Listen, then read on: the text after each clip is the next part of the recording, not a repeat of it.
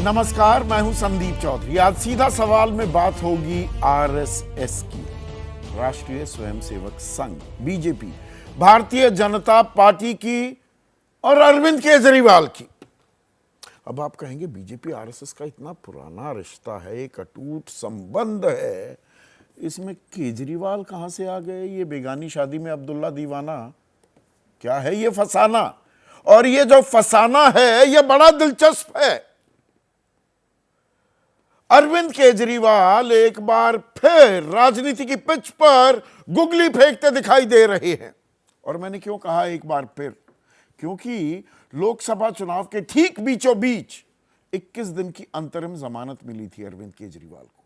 Jail से बाहर निकले 21 दिन के लिए, और बाहर निकलते ही उन्होंने एक के बाद एक 3 गुगली दागी थी बीजेपी पर, और जनता से सवाल पूछ लिया था कि भाई आप किसे चुन रहे हैं प्रधानमंत्री?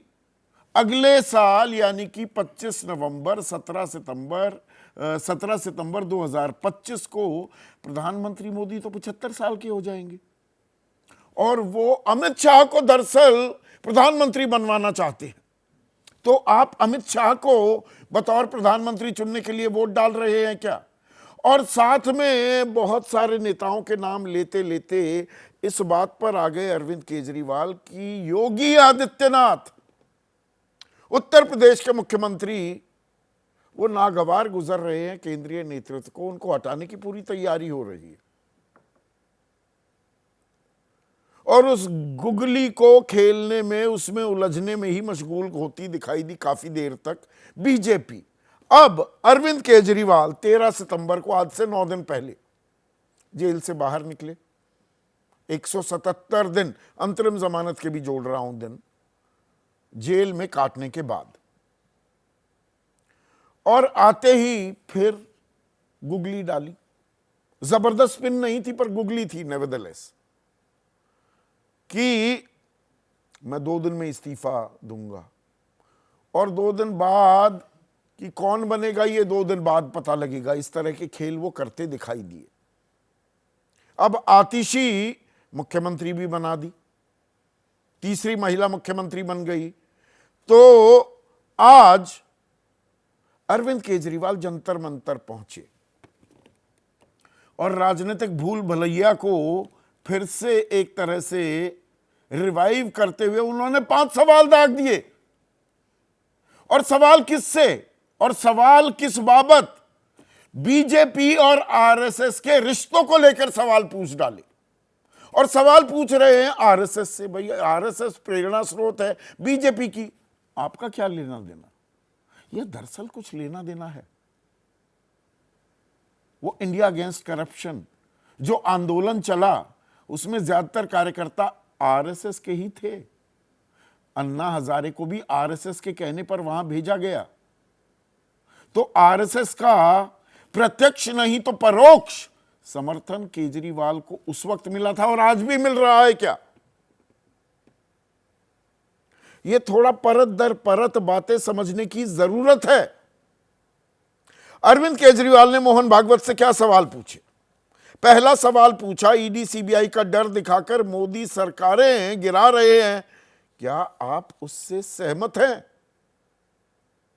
विक्टिम कार्ड खेलने में तो माहिर हैं अरविंद केजरीवाल, पर यहां पर जो आरोप लगे हैं वो ईडी और सीबीआई के, दोनों के ही 95% जो पिछले 10 सालों में केसेस किए ईडी ने और सीबीआई ने, और ईडी के केसेस में तो जबरदस्त इजाफा है, खास 2019 के बाद। वो आंकड़े मैं इतनी बार आपको बता चुका हूं कि उनको दोहराने की मैं जरूरत नहीं समझता हूं। 121 में से 115 सीबीआई में, ईडी में 124 में से 118 केसेस विपक्षी नेताओं पर। 95% यह आंकड़ा हो जाता है। एक तरफा कार्रवाई। और अब तो अपने 11 साल पहले के एक ऑर्डर में जो पिंजड़े में बंद तोता करार दिया था सीबीआई को सुप्रीम कोर्ट ने, फिर उसी बात को याद दिलाता दिखा है सुप्रीम कोर्ट। जब पिंजड़े में बंद तोते की तरह रवैया अख्तियार नहीं करना चाहिए। सीबीआई को यह बात अभी कुछ दिनों पहले बोली उसी को फिर से उठाते दिख रहे हैं अरविंद केजरीवाल। अब इसमें विपक्षी खेमा जो है उसकी आवाज बनने की भी कोशिश है। भाई इस वक्त विपक्ष के सबसे बड़े नेता के तौर पर राहुल गांधी उभर कर आ रहे हैं, पर अब अरविंद केजरीवाल तो जेल भी हो आए। तो अरविंद केजरीवाल अपनी भूमिका को सीमित क्यों रखेंगे और क्यों रखना चाहेंगे? कांग्रेस ने अंगूठा दिखा दिया, हरियाणा में खुद लड़ लीजिए अपना चुनाव। नतीजे अरविंद केजरीवाल को पता है कि हरियाणा में वो कोई कमाल नहीं करने वाले हैं। वो गुजरात वाला भी प्रदर्शन नहीं हो सकता कि 5 सीटें जीत गए, 14% के करीब वोट ले गए थे। पर यह सवाल ऐसा है जो परेशान करता है बीजेपी को, और आने वाले दिनों में भी करेगा क्या? फिर मोदी ने सबसे भ्रष्ट नेताओं को बीजेपी में शामिल कराया, क्या आप उससे सहमत हैं? महाराष्ट्र में असहमति तो कई बार सामने आ चुकी है। मुखपत्र हो आरएसएस के या इंडिपेंडेंट जो कमेंटेटर्स हैं वो कह रहे हैं भाई अजित पवार क्यों आए, इनको क्यों हम इनका बोझा ढो रहे हैं, क्यों इनको हमने वित्त मंत्री बना दिया। पार्टी के साथ हाथ मिलाने से 3 दिन पहले तक एक सार्वजनिक रैली में प्रधानमंत्री मोदी एनसीपी को नेचुरली करप्ट पार्टी बता रहे थे। 70,000 करोड़ का घोटाला करने का आरोप लगा रहे थे, और उसके बाद साथ में आ गए। तो ये अपने आप में एक अहम सवाल है, और इस सवाल में साथ ही साथ बीजेपी की वॉशिंग मशीन का भी जिक्र कर दिया अरविंद केजरीवाल ने। अब तो बीजेपी को सपोर्ट करने वाले विश्लेषक, आजकल ये मीडिया में ये भी हो गया है ना, वो साफ ऐसी कैंपों में बट गए हैं लोग, राजनीतिक विश्लेषक भी, ये बीजेपी की सपोर्ट में, ये बीजेपी के विरोध में। तो वो भी कहने लगे कि भाई ये ना वॉशिंग मशीन छोटा शब्द है, अब तो धोबी घाट कहना चाहिए कि धोबी घाट खोल लिया है। तो उसमें हेमंता बिस्वा शर्मा कांग्रेस में थे तो शारदा चिटफंड घोटाले के आरोपी थे, अब वो तो नेक शरीफ ईमानदार नेता हैं। अजित पवार का मैंने जिक्र कर ही दिया, सिंचाई घोटाले में आरोप थे। शुभेंदु अधिकारी नारदा स्टिंग केस, जब ये टीएमसी में थे तो बीजेपी बहुत हल्ला काटती थी। अशोक चव्हाण, ये हाउसिंग घोटाला, आदर्श शारदा नहीं बल्कि ये आदर्श हाउसिंग घोटाला होना चाहिए, ये हमने गलत कर दिया है। नारायण राणे मनी लॉन्ड्रिंग का केस, प्रफुल्ल पटेल एविएशन घोटाला, छगन भुजबल महाराष्ट्र सदन घोटाला। अब ये अपने आप में फेहरिस्त इतनी लंबी है, उसमें नवीन जिंदल भी आ जाएंगे, बाकी लोग भी आ जाएंगे। और इंडियन एक्सप्रेस ने तो ये जो नाम मैंने अभी हाल फिलहाल में आए हैं बीजेपी में, 25 बड़े नेता का जिक्र किया है एक अपनी रिपोर्ट में इंडियन एक्सप्रेस में, और इसमें जो 22 नेता हैं उनके खिलाफ केसेस ही बंद। 20 तो ठंडे बस्ते में, 2 बिल्कुल ही खत्म कर दिए गए और 3 रह गए। 3 बंद कर दिए, 20 ठंडे बस्ते में, 2 रह गए। 95% केस यानी कि बंद हो गए। अब यहां पर फिर से अपने आप को शहीद की मुद्रा में, हर चीज कहीं ना कहीं उनकी ईमानदारी से भी जुड़ी है। वो इस बात को अभी स्वीकारने को तैयार नहीं है कि बहुत बड़े गंभीर भ्रष्टाचार के आरोप उनके दामन पर भी लगे हुए हैं, आईना उनकी तरफ भी दिखा रहा है वो दाग। आरएसएस की कोख से पैदा हुई है बीजेपी, क्या आज की बीजेपी के कदमों से आप सहमत हैं? ये तीसरा सवाल दागते हुए अरविंद केजरीवाल, और इसमें 2-3 बातें फिर से अंडरलाइन करने की जरूरत हो जाती है। वो बातें क्या हैं? 2024 के चुनाव के बाद कुमार इंद्रेश ने, या इंद्रेश कुमार जैसे भी आप कहिए, उन्होंने क्या कहा था? 241 बोल गए थे, 240 सीट थी। उन्होंने कहा अहंकार के चलते ऐसा हुआ, और भगवान मानने लगे। ये बात, अहंकार की बात तो मोहन भागवत ने भी कही है, और भगवान मानने लगे हैं इंसान अपने आप को। ये बात भी कहते सुनाई दिए, और ये 2-3 दफा अलग अलग अंदाज में ये बात कही जा चुकी है।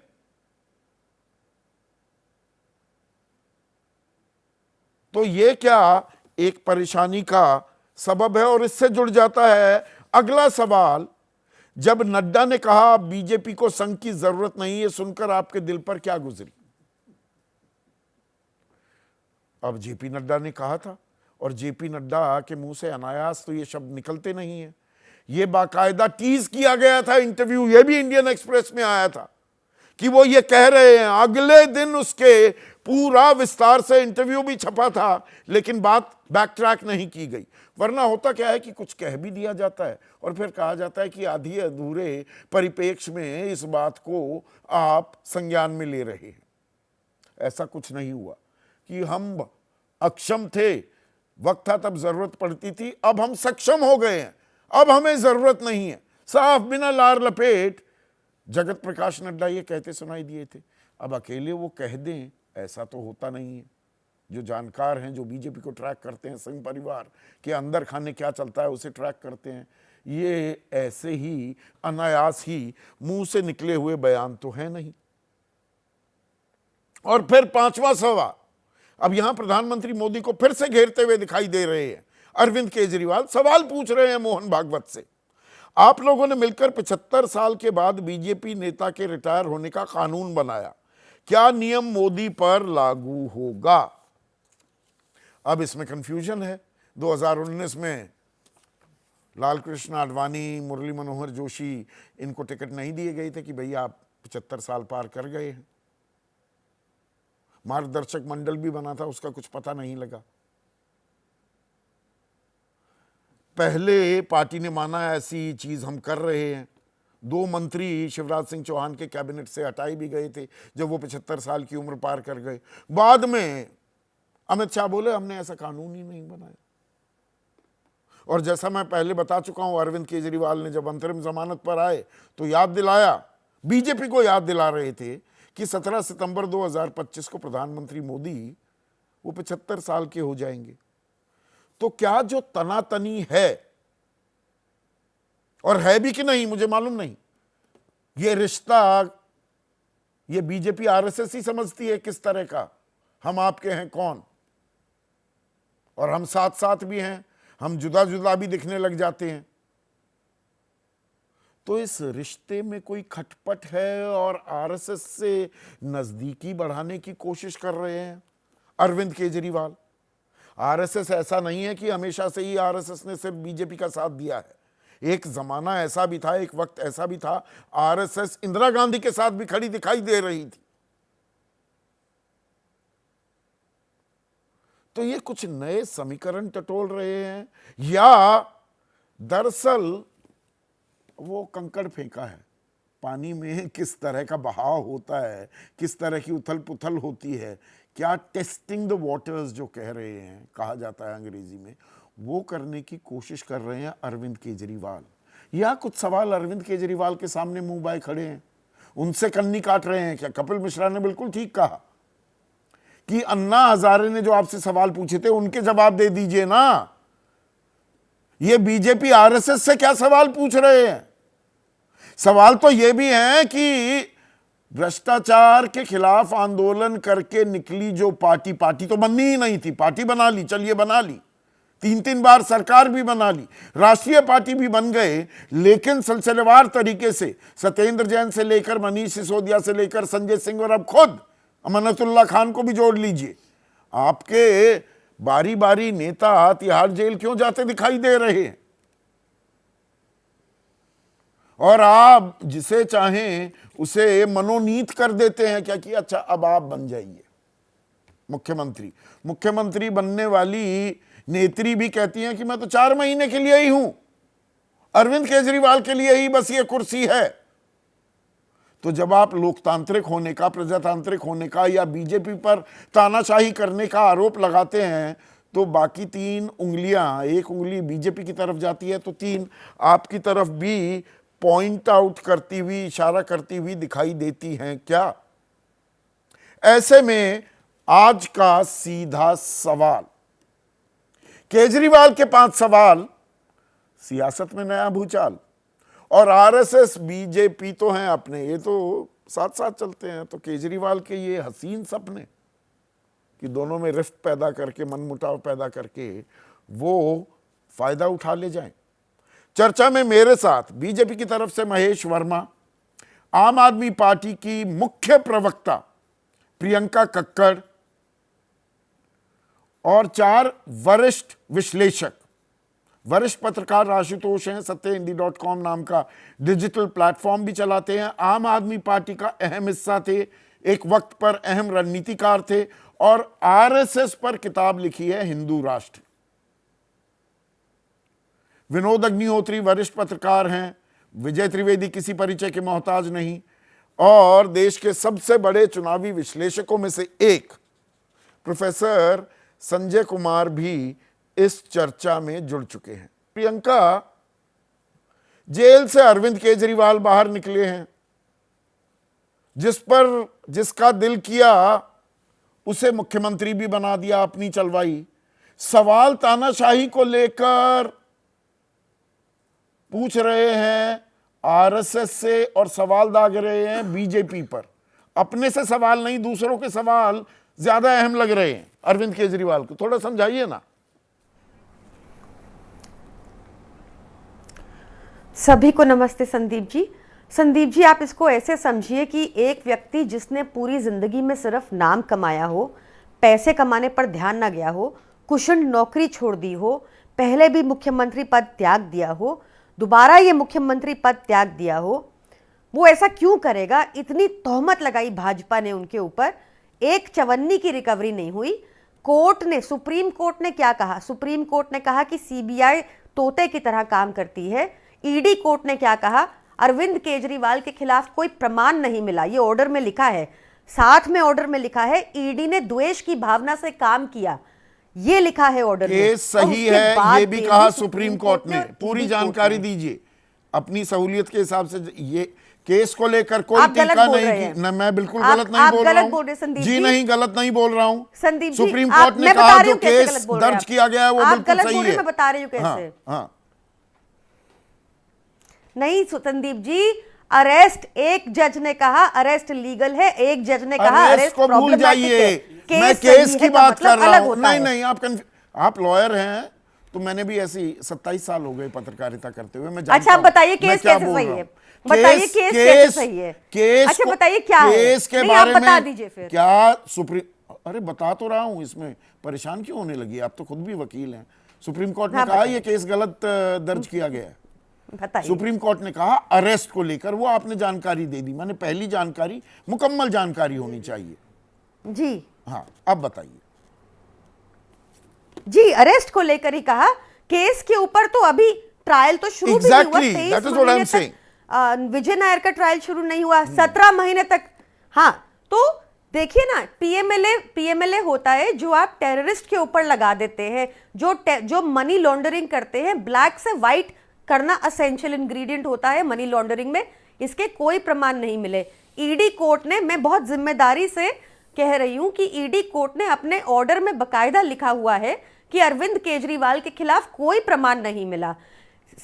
सुप्रीम कोर्ट ने अपने ऑर्डर में लिखा है, एक जज ने, कि सीबीआई तोते की तरह काम कर रही थी। ऐसी गंभीर बात मैंने बता दी। आप कह रहे हैं ईडी सीबीआई का डर दिखाकर मोदी सरकारें गिरा रहे हैं। दिल्ली की सरकार गिरा दी क्या? सबसे आसान तो दिल्ली की सरकार गिरानी थी। नहीं, कोशिश तो इनकी पूरी भरपूर तो यही कोशिश थी। इन्होंने हमारे नेताओं को अरेस्ट किया, इन्होंने सीबीआई ईडी द्वारा, खरीद फरोख्त द्वारा, इन्होंने वोट चोरी द्वारा हर संभव प्रयास किया आम आदमी पार्टी को तोड़ने का। वो नहीं तोड़ पाए। पर हाँ, ये जरूर है कि आप अगर एक ईमानदार व्यक्ति पर इतना कीचड़ थोपेंगे तो वो ईमानदार व्यक्ति के पास अपना नाम के अलावा कुछ नहीं है। तो उन्होंने इतने सालों में कोई पैसा नहीं कमाया। आप एक सिंपल सा एग्जांपल ले लीजिए, जो आज अरविंद जी ने अपनी स्पीच में भी बताया कि 3400 करोड़ लगते हैं पूरी दिल्ली को फ्री बिजली देने में, 24 घंटा बिजली देने में। अगर वो बेईमान होते तो ये 3400 करोड़ वो अपनी जेब में डालते। 22 स्टेट है बीजेपी के जो कहीं फ्री बिजली नहीं देते और सारे घाटे में हैं। वो इसलिए घाटे में है 81 करोड़ क्योंकि भाजपा 35 नेता लाख। अपनी जेब में सारा पैसा डाल लेते हैं। प्रियंका, आप ही के लॉजिक को आगे बढ़ा रहा हूं। फिर तो मोदी जी, सरकार जी, 81 करोड़ जी, 35 लाख जी। लोगों को 5 किलो मुफ्त अनाज दे रही है, या 6,000 रुपए 10 करोड़ किसान हैं तो 60,000 करोड़ रुपए किसान सम्मान निधि में दे रही है। तो मतलब वहां कोई गड़बड़ झाला नहीं हो रहा आपके लॉजिक के हिसाब से। फिर तो वो बिल्कुल ईमानदार सरकार है। नहीं नहीं, इसमें भी बहुत डिफरेंस है। हाँ, एक अच्छा। है कि अब आप 80 करोड़ लोगों को, हाँ, 80 करोड़ लोगों को आपने अनाज पे मोहताज कर दिया। उनको बेसिक चाहिए, अनाज चाहिए अपने सस्टेनेंस के लिए। अरविंद केजरीवाल जी, जहां दिल्ली में पर कैपिटा इनकम हाईएस्ट है, दिल्ली में वहां हर पर उन्होंने आदमी अपनी को जनता 200 को यूनिट बिजली मूलभूत फ्री के लिए सुविधाएं आपने फ्री मोहताज दी। कर दिया। इतनी भी कमाई नहीं हो रही दिल्ली की कि अपनी बिजली के पैसे दे पाए। अरे 24 घंटे बिजली दे नहीं, दो, नहीं, ऐसा नहीं इन्वर्टर है। से पीछा छुड़वा दो, मैं वो ज्यादा आपको- बड़ा सवाल नहीं है नहीं, क्या? नहीं, पर नहीं। हम विषयांतर हो रहे सुनिए हैं। ना, एक मिनट, हम विषयांतर हो रहे हैं। संदीप जी। प्रियंका, एक मिनट सुनिए ना प्लीज। सवाल ये है कि अपने आप को ईमानदार साबित करने के लिए बीजेपी और आरएसएस के अंदर क्या खटपट है उसे उजागर करने निकल पड़े केजरीवाल। देखिए, बहुत सिंपल से सवाल है। आप बताइए किससे सवाल करना चाहिए? जब सुप्रीम कोर्ट ने ऐसी टिप्पणियां की सीबीआई के खिलाफ, जब ईडी कोर्ट ने ऐसी टिप्पणियां की ईडी इन्वेस्टिगेशन एजेंसी के खिलाफ, तो किससे सवाल करना चाहिए? क्यों नेचुरली करप्ट पीपल को, जो भाजपा नेचुरली करप्ट पीपल को अपने साथ बार बार लाती है, ईडी सीबीआई का दुरुपयोग करती है, तो सवाल तो उन्हीं से होंगे ना। सवाल तो भाजपा से ही होंगे और भाजपा की मदर एजेंसी आरएसएस से ही होंगे। मेंटर, गुरु, गाइडेंस। अगर उन्होंने नहीं, मैं रिसेंटली, ये समझना चाह रहा हूं, विपक्ष में राहुल गांधी कहते हैं देश में डिविसिव, विभाजनकारी एजेंडा आरएसएस चला रहा है। आप आरएसएस से उम्मीद करते हैं कोर्स करेक्ट कर जाएगी बीजेपी, यानी कि आरएसएस बिल्कुल सही दिशा में जा रहा है, ये अरविंद केजरीवाल मान रहे हैं। ये सवाल आरएसएस से क्योंकि पूछकर कि भाई बीजेपी में क्या हो रहा है, नहीं, ये देखिए। ठीक क्यों नहीं करते बीजेपी को?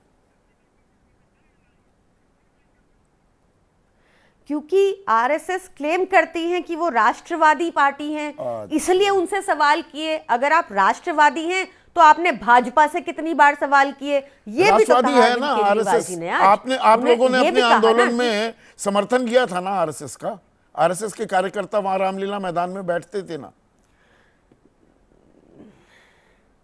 देखिए, मैं आपको ये बता देती हूँ, अरविंद केजरीवाल जी से हर वर्ग, हर पार्टी का इंसान, हर कोई जुड़ा था, क्योंकि वो एक नई सोच लेकर आए हैं। वो व्यवस्था परिवर्तन करना चाहते हैं, जो वो कर भी रहे हैं। अगर आप देखेंगे, अगर आप इसका विश्लेषण करेंगे तो आपको दिखेगा कि आम आदमी पार्टी की राजनीति बहुत अलग है बाकी आरएसएस किसी का पार्टी समर्थन से। लिया था। हम आरएसएस के लोग, कहने पे हमारी ही पार्टी, हम अन्ना लोग क्या हजारे कर, को आंदोलन का चेहरा बनाया गया था। गलत है क्या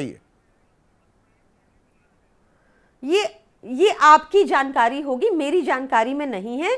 पर मैं आपको ये बता सकती हूं, चाहे कांग्रेस हो, चाहे एनसीपी हो, चाहे आम आदमी पार्टी, हर पार्टी का व्यक्ति अपनी पार्टी छोड़कर आम आदमी पार्टी के साथ आया था, क्योंकि हम एक डिफरेंट मॉडल प्रेजेंट किए। और यही रीजन है कि आज आरएसएस भी का हम समर्थन था इंडिया अगेंस्ट करप्शन के आंदोलन का। रामलीला मैदान में आरएसएस के कार्यकर्ता थे और अन्ना हजारे को चेहरा आरएसएस के सुझाव पर ही बनाया गया। पहले गुजरात के एक व्यक्ति को बना रहे थे चेहरा उस आंदोलन का। सही है ये? अनम्यूट कीजिएगा प्लीज आशुतोष। मेरी जानकारी में ये बिल्कुल नहीं है कि अन्ना हजारे को आरएसएस के कहने पर चेहरा बनाया गया था। और ये आरोप जब से आंदोलन शुरू हुआ तब से लगातार लगता रहा है। मेरा साफ तौर पर मानना है, और मैंने इस पर स्टडी भी किया है, कि इस आंदोलन में चूंकि मास मूवमेंट था, और मास मूवमेंट में हमेशा सभी तबके के लोग और सभी विचारधारा के लोग थे। इसमें आरएसएस के लोग भी थे, उनके वॉलंटियर्स भी जुटे थे, लेकिन ना तो लीडरशिप आरएसएस के हाथ में थी, ना आरएसएस के कहने पर अन्ना हजारे को उसका चेहरा बनाया गया था, और ना ही अरविंद केजरीवाल को पीछे से बैक जो जिसे कहते हैं ना बैक सीट ड्राइविंग, वो आरएसएस कर रहा था। अरविंद केजरीवाल का आरएसएस को ये 5 सवाल का जवाब देने के लिए कहना, इसकी राजनीतिक मायने आप क्या देखते हैं? नहीं, देखिए मुझे लगता है कि ये 5 सवाल आज देश के हर व्यक्ति को पूछना चाहिए। क्यों? क्योंकि दरअसल ये आरएसएस की सरकार है, ये बीजेपी उसका पॉलिटिकल विंग है। जैसे अखिल भारतीय विद्यार्थी परिषद एक पॉलिटिकल विंग है, उसी तरीके से ये आरएसएस की सरकार है। आरएसएस की सरकार है। आरएसएस कह रही है अहंकार भर गया, इंसान खुद को भगवान मानने लगा। आरएसएस के लोगों की ना चलने की ना सुनने की बातें सामने आ रही हैं। आप कह रहे हैं आरएसएस चला रहा है। ये जो खेल है बीजेपी आरएसएस का, ये इसको डिसाइफर डिकोड करना बड़ा मुश्किल हो जाता है कई बार। अगर आप मुझे इजाजत दे तो मैं इसको डिसाइफर भी करूंगा, कोट भी करूंगा। प्लीज। हाँ, देखिए मेरे पास एक किताब, बड़ी मशहूर किताब है। इसमें गोलवलकर से एक बार ये सवाल पूछा गया कि भाई आप सरकार क्यों नहीं चलाते, आप राजनीति क्यों नहीं करते। तो गोलवलकर ने यह कहा कि हमारे जो आदर्श हैं वो भगवान श्री कृष्ण हैं, जिन्होंने एक बड़ा एम्पायर, बड़ा साम्राज्य बनाया, लेकिन वो उसके सम्राट नहीं बने, बल्कि अपने अंगूठे के नीचे उस साम्राज्य को रहते थे। हमारा आदर्श ये आरएसएस के गोलवलकर का कहना, ये मेरा कहना नहीं। इसका मतलब ये है कि जो मौजूदा सरकार है वो दरअसल आरएसएस के अंगूठे के नीचे है। अब अंगूठे के नीचे जो आदमी बैठा हुआ है वो कभी कभी कसमसाता भी है। वो कहता है यार मुझे क्यों अंगूठे से दबा रहे हो, मैं तो राजा हूं, और मैं राजा हूं तो अपने हिसाब से चलाऊंगा। तो ये लड़ाई आरएसएस में पहली बार नहीं हुई है। इसके पहले जब मौलीचंद शर्मा अध्यक्ष थे तो उन्होंने कहा कि आरएसएस हमारे माल में दखल देता है, उनको इस्तीफा देना पड़ा। बलराज मधोक ने कहा कि मुझे आरएसएस चलाने की कोशिश करता हूं, उनको इस्तीफा देना पड़ा 1973 में। उसके बाद जब लालकृष्ण आडवाणी ने समझने लगे कि वो आरएसएस से बड़े हो गए हैं और उन्होंने जिन्ना की मजार पर जाकर कहा, तो 2005 में उनसे इस्तीफा ले लिया।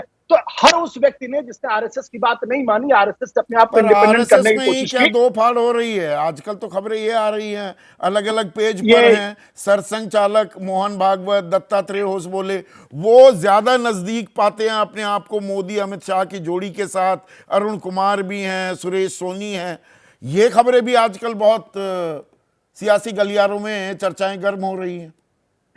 देखिए एक बात आप अच्छे से समझ लीजिए कि विचारों के मतभिन्नता तो हो सकती है, लेकिन आरएसएस एक ऐसा अनुशासित संगठन है जहां विचारों की मतभिन्नता होने के बावजूद भी फैसला वही होगा जो सरसंघचालक चाहेंगे, और सरसंघचालक भी वो जो फैसला होगा वो लोगों तो ये ऑर्गेनाइजर लिखेंगे कि भाई लिखा जाएगा अजित पवार का बोझा हम क्यों ढो रहे हैं, सरकार से बड़ा संगठन है, बड़ी दिक्कतें होती हैं उत्तर प्रदेश में। ऐसी जूतम पैजार सीधी आर पार हुई अमित शाह और योगी आदित्यनाथ को लेकर कि वो संघ को नागवार गुजर रहा था, संघ की सुनी जा रही थी क्या उसमें। और उसी बात को फिर से उसी, अगर मैं जख्म कहूं अगर हैं तो, उनको हरा करने की कोशिश है अरविंद केजरीवाल की।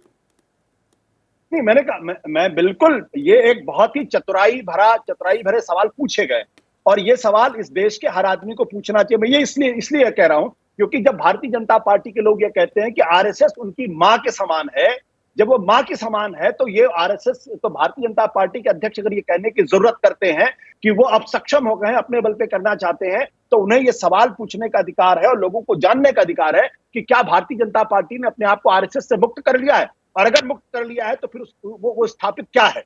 दूसरी बात, क्या मोहन भागवत इस बात को बर्दाश्त कर सकते? कतई बर्दाश्त नहीं कर सकते। बार बार मैं इस बात को कहता हूं कि मोहन भागवत और झटका भी ऐसा दे सकते हैं। एक वक्त आया था इंदिरा गांधी का भी समर्थन किया था आरएसएस ने, क्या उस तरह की राजनीति भी करने की कोशिश कर रहे हैं अरविंद केजरीवाल, आशुतोष?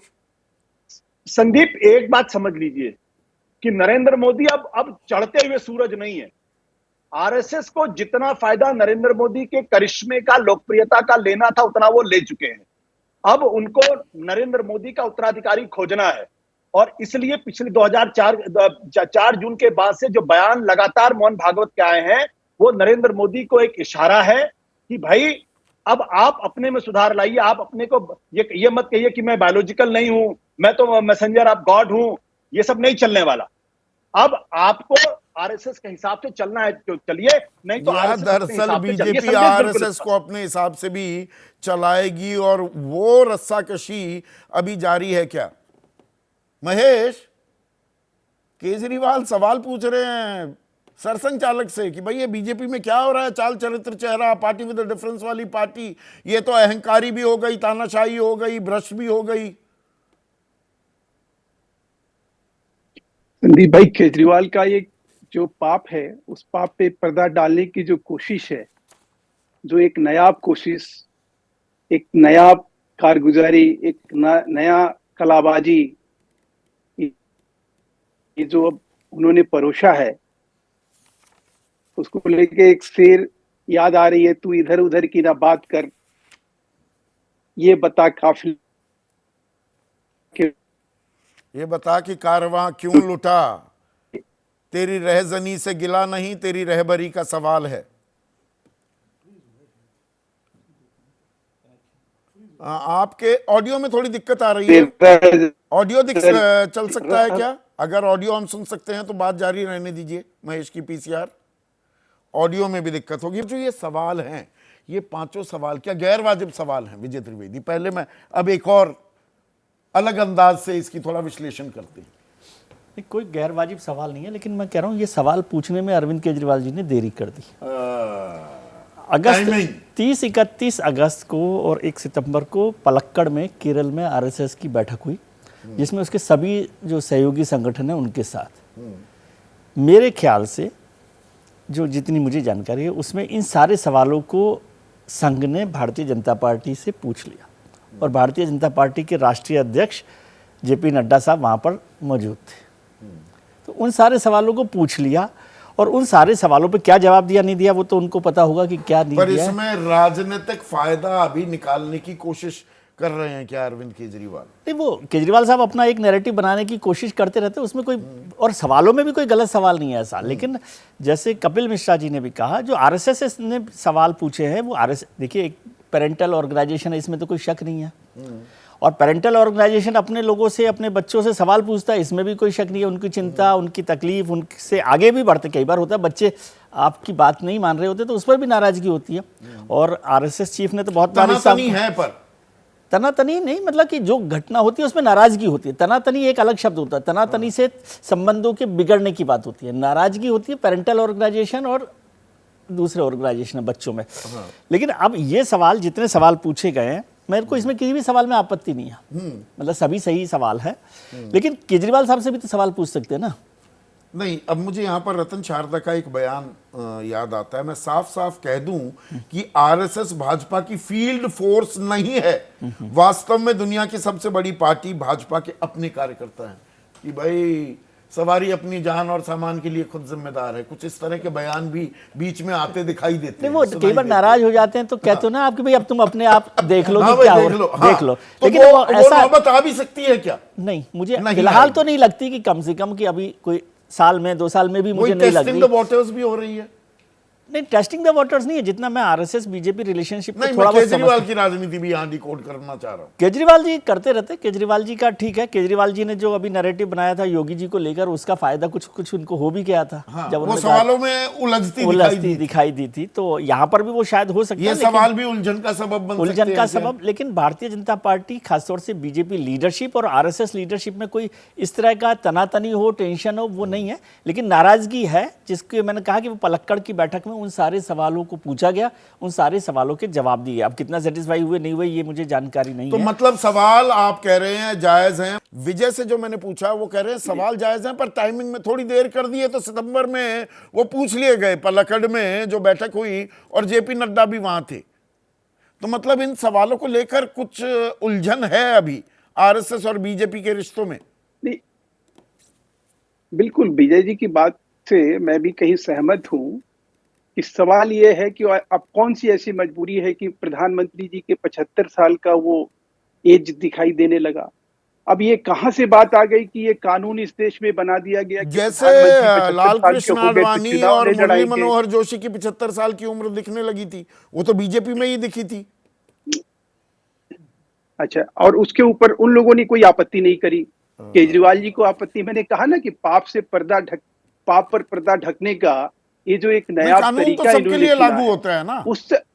देखिए ये तो तय है। अच्छा, इनको हमने जो शुरू किया है कि हिसाब दो, कहाँ गए 32,000 करोड़, 250 FIR जो पार्टी फेस कर रही है, जिसको सुप्रीम कोर्ट, अभी आपको इन्होंने क्या झूठा ठहराया, सुप्रीम कोर्ट ने क्या कहा ईडी मनीष सिसोदिया के जमानत के मामले में जब रिजेक्ट की, अभी जमानत मिलने से पहले केजरीवाल के मामले में भी केस को लेकर कोई टिप्पणी, केस ठीक है, गिरफ्तारी का तरीका गलत बताया इसलिए जमानत मिली। वो मैं तो कह रहा हूं कि आज एक ऐसा प्रधानमंत्री मिला। अरे आप आज कहाँ बैठे हैं महेश भाई? ऑडियो में फिर दिक्कत आ गई है। ऑडियो में दिक्कत है, रिश्तों में भी दिक्कत है क्या बीजेपी आरएसएस के? आपने बड़ी सही बात पकड़ी है। दरअसल वही बात केजरीवाल साहब, वो फॉल्ट लाइन जो है बीजेपी आरएसएस के बीच में ना, केजरीवाल बहुत शातिर, मतलब बहुत होशियार नेता है। मतलब नहीं, शातिर भी कह सकते हैं, ऐसा कौन सा शातिर थोड़ा गैर संसदीय नहीं है, लेकिन थोड़ा उसको एक नकारात्मक रूप में देखा जाता है। मगर बहुत होशियार राजनेता है और वो फॉल्ट लाइन हमेशा ढूंढते हैं। उन्होंने लोकसभा चुनाव में योगी और केंद्र अमित शाह के बीच में जो तनातनी मानी जाती है, मतलब जिस पार्टी का कोई वजूद ही नहीं उत्तर प्रदेश में, उत्तर प्रदेश की राजनीति का टॉकिंग पॉइंट बना दिया उन्होंने, टॉकिंग पॉइंट बना दिया। और उसको देखिए 16 मई मुझे तारीख ध्यान है, और 5-7 दिन तक तो चर्चा अब बीजेपी इसी मुद्दे पर बीजेपी डिफेंसिव हो गई उस पर। हाँ, और वही जो अभी चर्चा आरएसएस और सरकार के बीच में जो तनातनी की खबरें आती हैं और मोहन भागवत जी के बयान से लगता है, तो केजरीवाल ने फिर उसी मर पे जो है निशाना साधा है कि भाई ये सवाल है जनता के बीच में, हम पूछ रहे हैं। और उन्होंने एक तरह से अपने आप को जनता का प्रतिनिधि बना दिया। केजरीवाल की नजदीकियां हमेशा चर्चा का विषय रही हैं आरएसएस के साथ कि भाई उनका कोई ना कोई ये रिश्ता कुछ तो है। देखिए, जब अन्ना आंदोलन चल रहा था तो ये बात बार बार आती थी कि इसके पीछे जो है इसके सूत्र कहीं ना कहीं राष्ट्रीय स्वयंसेवक संघ से जुड़ते हैं। और ये बात अभी आशुतोष भी कह रहे हैं कि उसमें सारे लोग थे, लीडरशिप नहीं थी उनके हाथ में। तो लीडरशिप जाहिर है, वो तो कन्वीनियंट बात कह गए, कन्वीनियंट बात कह गए। लीडरशिप तो वो चाहते नहीं थे, लीडरशिप चाहते थे तो वो बीजेपी का ही, फिर वो आंदोलन ही डिस्क्रेडिट हो जाता, फिर उसकी जो साख थी उस आंदोलन की वो खत्म हो जाती। तो उसमें बहुत सारे लोग, किरण बेदी बाद में वो चेहरा बन गई, वो अरविंद केजरीवाल के खिलाफ लड़ी, अनुपम खेर, ये तमाम लोग वहां पर मंच पर। अरविंद जी के ज्यादातर लोग जो छोड़ के गए हैं वो बीजेपी में गए हैं। किरण बेदी, यशवनी उपाध्याय, शाजिया इल्मी, कपिल मिश्रा, अनुपम खेर, मनोज तिवारी वहां दिखते थे। तो जो अरविंद केजरीवाल जी और किरण बेदी जी, मेरी जो जानकारी है, जब अन्ना जी से मिलने गए थे तो केजरीवाल जी किरण बेदी को लेकर ही वहां पर गए थे, उनके साथ ही वो मुलाकात हुई थी। और वहां पर आंदोलन में रहे थे, एस रविशंकर को ले लें, बाबा रामदेव को ले लें, किरण बेदी को ले लें, बहुत सारे आंदोलन के बड़े संगठन का निवेश भी होते थे। बिल्कुल, स्वामी अग्निवेश को आउट किया गया इसीलिए कि वो कपिल सिब्बल के साथ उनकी टेलीफोनिक कॉन्वर्सेशन को लीक करके और ये आउट किया गया कि वो क्योंकि आरएसएस से उनकी दूरी थी, वो आरएसएस के खिलाफ रहते थे, इसलिए वो आउट किए गए। तो ये सब चीजें तो थी, लेकिन हम अपने इस पे आते हैं कि अरविंद केजरीवाल ने बड़े होशियारी के साथ, चूंकि उन्हें दिल्ली में एक नैरेटिव बनाना है और उन्होंने अपने को एक तरह से जनता का प्रतिनिधि पेश करते हुए कि हम ये सवाल पूछ रहे हैं आरएसएस से, यानी आम आदमी पार्टी की तरफ से नहीं, वो भारतीय जनता की तरफ, दिल्ली की जनता की तरफ से सवाल पूछ रहे हैं। इस तरह से उन्होंने पेश किया। उनसे सवाल पूछे जा रहे हैं, उससे भी ध्यान डाइवर्ट करने बिल्कुल का असली सवाल तो उनसे जो पूछे जा रहे हैं, सवाल पूछे जा रहे हैं, जो अभी महेश वर्मा जी कह रहे हैं या अभी कपिल मिश्रा का जो ट्वीट आया है कि भाई आप सवालों जवाब दीजिए, उन्होंने कहा कि नहीं पहले इनके सवालों जवाब ले लो। तो सवालों की राजनीति वो कर रहे हैं और एक तरह से नया नैरेटिव बनाने की कोशिश कर रहे हैं। संजय भाई, सब कुछ ये जो सवाल पूछे जा रहे हैं, अब कौन से सवाल ज्यादा मौजू लग रहे हैं और सड़क पर किसकी गूंज आपको दिखाई दे रही है? कैचमेंट एरिया भी क्या है? कैचमेंट एरिया भी इंपॉर्टेंट हो जाता है। एड्रेस किसको किया जा रहा है, किन लोगों को, कहां के लोगों को? नहीं, मुझे लगता है सीधा सीधा एड्रेस तो किया जा रहा है दिल्ली की जनता को, देश की जनता को, क्योंकि केजरीवाल ये बताने की कोशिश कर रहे हैं कि भाई ये अहम सवाल है, ये इंपॉर्टेंट सवाल है और आरएसएस को इन सवालों पर सफाई देनी चाहिए। तो सवाल भले ही वो आरएसएस से पूछ रहे हैं, लेकिन इशारा जो कहते हैं कि कहीं पे निगाहें और कहीं पे निशाना, निशाना दिल्ली की जनता के वोट पर है, निशाना देश की जनता के वोट पर है। और इसमें क्रेडिबिलिटी, विश्वसनीयता का सवाल भी आ रहा है, क्योंकि अरविंद केजरीवाल भी ये रक्षात्मक, एक डिफेंसिव मैकेनिज्म है, ये कोई कि अग्रेसिव हो रहे हैं, फ्रंट फुट पर खेल रहे हैं अरविंद केजरीवाल, ये वो वाली मुद्रा तो नहीं है। आपकी रीडिंग क्या है संजय? नहीं देखिए, आप याद कीजिए जब अरविंद केजरीवाल ने नई नई पार्टी बनाई थी और उस वक्त जो सवाल पूछने का जो टोन होता था, जिस तरह से सवाल पूछे जाते थे, बड़े तीखे होते थे। हम कहते थे बड़े तीखे सवाल हैं, लेकिन इन सवालों में तीखापन नहीं है, वो तेज नहीं है, तो धार कम है। लेकिन उनकी कोशिश होगी कि धार भले ही कम हो सवालों में, लेकिन सवाल अहम होने चाहिए। सवाल ऐसे हों जिससे जनता को, सवाल सुन के जनता को लगे कि कुछ न कुछ तो बात है, इस पे कुछ सफाई आनी चाहिए। अब सवाल है कि कितना जनता इन सवालों से अपना सरोकार देखती है। कुछ ऐसे सवाल होंगे जिससे जनता को लगेगा सफाई आनी चाहिए, लेकिन कुल मिला के मुझे लगता है कि जो बीजेपी के समर्थक हैं उनको इन सवालों से कोई फर्क नहीं पड़ेगा। जो न्यूट्रल वोटर, जो कहते हैं फ्लोटिंग वोटर 5, 7, 8% होते हैं, उनको इन सवालों, उनकी निगाह इन सवालों पर होगी और वो निश्चित रूप से एक तरह से जिस पार्टी की तरफ टिल्ट करेगी उसको फायदा होगा। तो मुझे लग रहा है यही कैचमेंट एरिया है। 8 से 10% जो वोटर हैं जो अनअटैच्ड दिखाई पड़ते हैं, उसी को टारगेट किया जा रहा है। उसी को टारगेट किया जा रहा है और सवाल अरविंद केजरीवाल से पूछे जा रहे हैं और सवाल अरविंद केजरीवाल भी पूछ रहे हैं। अब इनमें कौन किसको आउटस्मार्ट करता है, खेल क्या ये है? एक छोटा सा कमेंट और चाहूंगा संजय। हाँ, सवाल यही है कि अब कौन किसको आउटस्मार्ट करता है, लेकिन केजरीवाल ने एक तरह से अपने सवालों को किनारे कर दिया कि क्योंकि बार बार केजरीवाल से पूछा जाता था, आप कहते थे बंगलो नहीं लूंगा, आप कहते थे गाड़ी नहीं लूंगा, आप कहते थे सुविधाएं नहीं लूंगा और आप शीश महल में रहते हैं। पिछले कई महीनों से शीश महल की गूंज बहुत हुई। अब कम से कम ये सवाल नहीं पूछे जाएंगे केजरीवाल से, दूसरे अन्य सवाल मौजूद हैं। तो वो घर भी छोड़ केजरीवाल दिया, ने मुझे लगता वो बड़ी पद से चतुराई से इस्तीफा दे दिया और अब ईमानदारी में कसौटी पर वो कस रहे हैं। बीजेपी आरएसएस के रिश्तों पर भी वो सवाल उठा रहे हैं। इसमें 19 कौन निकलेगा, 20 कौन निकल जाएगा, डाल डाल पात पात का जो खेल है ये अभी चलने वाला है।